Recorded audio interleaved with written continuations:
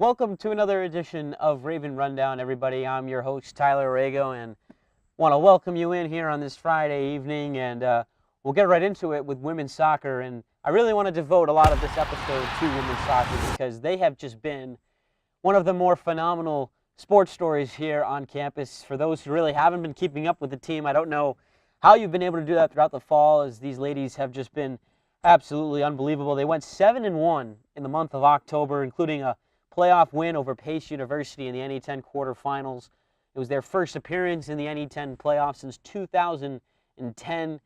They went all the way. They stormed all the way to the NE10 finals against their interstate rival, Southern New Hampshire University. Would fall in that game 2-1. But it was an incredible ride after finishing 7-2 a year before. They bring in new head coach Jonathan Garber, and he really just takes the program over and leads them to an NE10 title game and also into the NCAA tournament for the first time since 2010.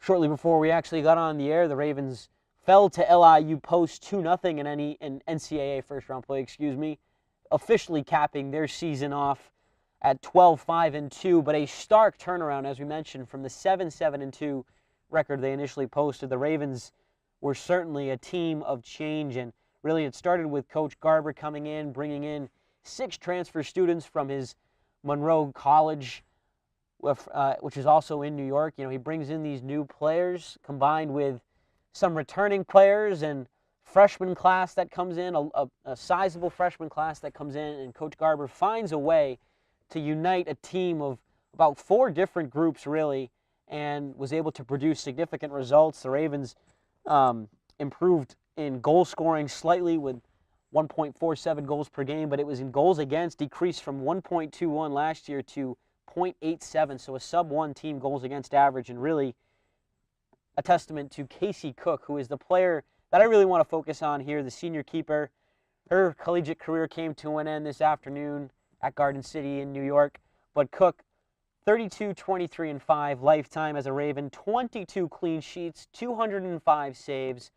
The list goes on. Statistics-wise, she is one of the best this program has ever seen. She is the second Ravens keeper in women's soccer history to record 200 saves in her career, the first since 1989.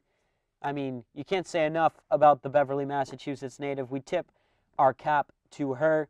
Cook, in a small senior class on this Ravens team, really took control in a leadership role and was a big reason why the Ravens made this run that they did. And while their season does end, it certainly makes myself and the rest of us here on campus excited to see what they can do next fall in Coach Garber's second year. They are losing some key players. Obviously, Casey Cook graduating. She was the only goalie on the team this year. They're losing Amy Malbouf, one of their better defensive backs. Gabriela Braga out in midfield also leaving. And then they lose some spark plugs off the bench in Nelina Valedon and Samantha Rodriguez, who will also be graduating. But they do have some great young talent. Sophie Cosino will be a junior next year. She's got speed and skill off the bench. The freshman class getting older. They'll all be sophomores next year. Depth is there, will be there hopefully for the Ravens. Really, though, the only question I have is in goal and who they will find to replace Casey Cook. It's not going to be easy for them. The numbers speak for themselves. She is a career netminder here at this university. She'll go down as one of the best for sure. And we're really we're sad to see the ride come to an end. We really are with women's soccer. They were a fun team to watch. Some dynamically skilled players like Veronica Marquez, Natalia Maria da Silva, Marta Termo, and a handful of others who really came and made this thing happen. But like we said before, it really makes us excited to see what women's soccer will bring next fall as they fall this fall to LIU Post 2-0. We'll now shift things around onto the ice as hockey picked up earlier in the month, and hockey being one of my favorite sports, probably my top sport, as everyone here in the studio knows. And it hasn't really necessarily been a smooth start, though, for either men's or women's team. The men's team got off to an 0-2 start. They did pick up a win against Fitchburg State on the road. They have a big NE10 matchup on Saturday against St. Michael's College. Women's hockey in action tonight and tomorrow as well. The women's team, after a very strong season last year, off to a rocky start, just with 1 win so far. And really the glaring thing for me is, we'll first talk about women's, it's the goal scoring. They lost a ton in their senior class. Obviously losing Marissa Ketterman, a 100-point scorer in her career, is difficult and hard to replace. And it's evident so far as the Ravens have yet to find another source of offense. And the Ravens did lose a lot of seniors, a lot of key players in that senior class. Marissa Ketterman being one of them on that top line. Michelle Holmes also played on that top line. They lost good depth in Alicia Ramo and Lainey Matsumoto. Casey Diana on the fourth line. Katie Flynn, their #1 defenseman last year. And then, of course, Shannon O'Neill in goal. Was the NE10 goaltender of the year last year for women's. And they have really missed all of those players in some way or another. And they're a young team composed primarily of a lot of freshmen and a few sophomores. Alex Brolsma is just one of 2 seniors on the team, along with goaltender Madison Murray, who has filled in the skates of O'Neill rather nicely. Murray was named the conference goaltender of the week just a few weeks ago, last week of October. She was named the conference goaltender of the week. And the women's are off to a rough start, 1-5 on the year. They look to right the ship tonight. They also play a second of back-to-backs on Saturday afternoon. They definitely do have the talent. They're just a young team. They have an experienced coach, fortunately for them, in Dave Stockdale. And they do have some good veteran pieces in key positions, like in goal and on the top center with Alex Brolsma leading the way. I would not be too concerned about this women's hockey team in the future. I would also not be concerned about men's hockey, and we'll talk about them now. The men's hockey team, they have the talent. They have a new head coach in Sean Milrick.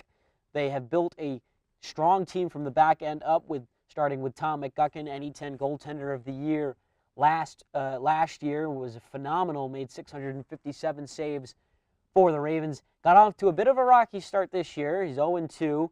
Got roughed up in the opener against Framingham State, gave up 5 goals against 10 shots, but we can certainly expect better from the senior Tom McGuckin out of Clayton, New Jersey. And then shift up to the back end. They have some really intriguing pieces with Blaze Kilroy, who's a very mobile defenseman, can move the puck well. They also have some young pieces and new pieces slotting in, as they lost Alex Shepler and Taylor Fletcher from last year in the graduating class. And then the really intriguing part, though, about this Ravens team is their forward lines. They don't really have that go-to scorer like they had last year, but they are a team that can score by committee. All 4 lines capable of chipping in offensively. For me, the big guns really would be on that top line, but they also do have the great depth in their 3rd and 4th units. They're an interesting team to watch. They aren't a flashy team. They won't beat you with a lot of skill, but I certainly think that the Ravens men's hockey team can make a strong push for their first ever playoff spot in the NE10s. And it starts on Saturday in a big tilt against St. Michael's, who will come in to the Ice House, 5 o'clock puck drop on Saturday. I would not be concerned about the hockey teams. They are young. They've got talent. They will right the ship, as this season is still very, very young. We thank you again for joining us here at Raven Rundown, a blustery and cold Friday here on campus. We talked a lot about women's soccer and their incredible run and how it ended today, a 2-0 loss in the NCAA first round to LIU Post. We then shifted into hockey and kind of briefly touched upon the teams and their individual struggles, but just 2 wins combined between both men's and women's. But both teams in action this weekend, looking to right the records. We'll close things out briefly with touching up on volleyball. And the volleyball team has been a really polarizing team here. They started off pretty good with a handful of wins, but then went on an absolutely dreadful losing streak and have really found their overall record to suffer as a result. But good news for them, their NE10 record, has not been as bad. They are just 2 games below 500 at 5-7 in the NE10.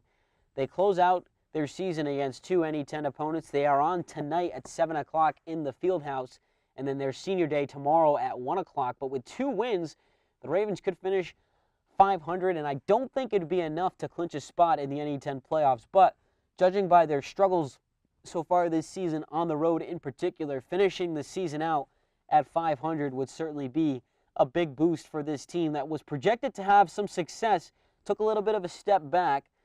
Fortunately for them, not losing too many seniors. They are a young team composed of freshmen, sophomores, and a few juniors that'll mold out a leadership core next year. They have a terrific head coach, and they will hopefully, we hope at least, finish the season out strong. 2 home games tonight at 7 o'clock in the field house, and then tomorrow, senior day, come out and support those ladies at 1 o'clock at the field house.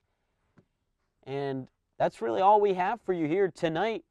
A bit of a brief rundown here, but I definitely wanted to devote a lot of this episode to the women's soccer team and their incredible run as it came to an end tonight, or rather early afternoon in New York.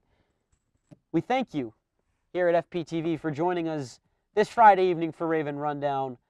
For all my wonderful crew members, Bryce Johnson, Kendra Cyphers, I'm Tyler Arego. Have a good evening, everybody.